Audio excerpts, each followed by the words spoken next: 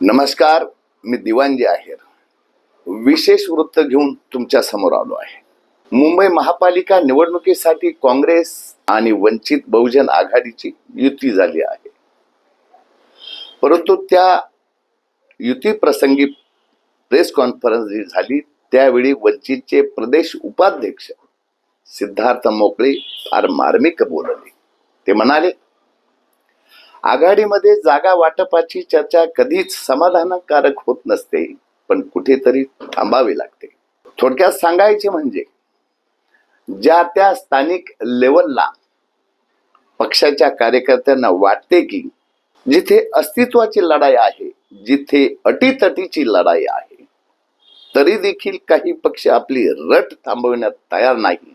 जसे वसई विरारमध्ये उद्धव ठाकरे सेना गट समाधान का मानत नाही, तालुक्यातील चर्चेनुसार हे मत व्यक्त केले आहे. असो, शेवटी पक्षाचे निर्णय हे ज्या त्या पक्षाच्या नेत्यांनी घ्यायचे असते. आम्ही त्यावर खोचक टिप्पणी किंवा त्यांच्या दिशाहीन विचारांवरच चर्चा करू शकतो किंवा विचार मांडू शकतो. सविस्तर असे की मुंबई महानगरपालिका निवडणुकीसाठी काँग्रेस व वंचित बहुजन आघाडी यांच्यात 28 डिसेंबरला 2025 रोजी आघाडीचा निर्णय झाला.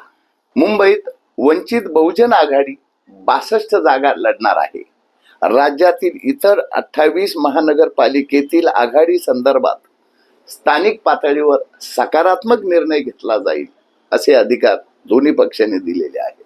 आज काँग्रेस पक्षाच्या स्थापना दिनी आघाडीचा निर्णय झाला, याला विशेष महत्त्व आहे. काँग्रेसचे मुख्यालय टिळक भवन येथे काँग्रेस प्रदेशाध्यक्ष हर्षवर्धन सपकाळ आणि वंचित बहुजन आघाडीचे प्रदेश उपाध्यक्ष डॉक्टर धैर्यवर्धन पुंडकर यांनी आघाडीची घोषणा केली.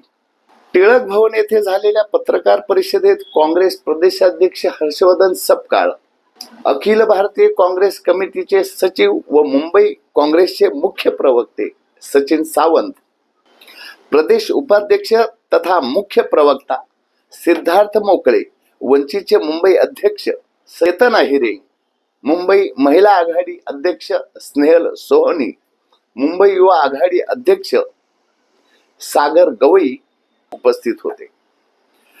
काँग्रेस प्रदेशाध्यक्ष हर्षवर्धन सपकाळ म्हणाले की काँग्रेस व वंचित बहुजन आघाडी यांची युती ही नैसर्गिक युती आहे.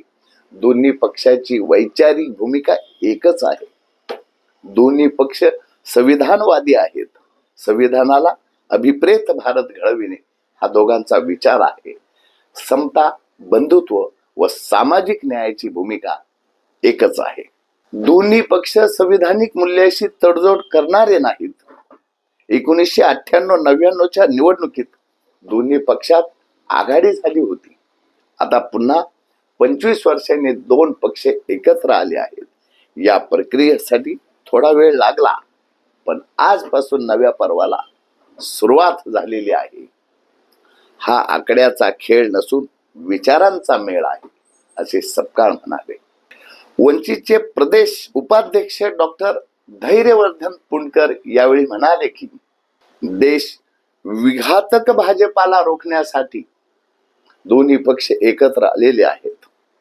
आघाडीसाठी काँग्रेसचे प्रदेश अध्यक्ष हर्षवर्धन सपकाळ यांनी पहिले पाऊल टाकले व सुरुवातीपासूनच सकारात्मक भूमिका घेतली.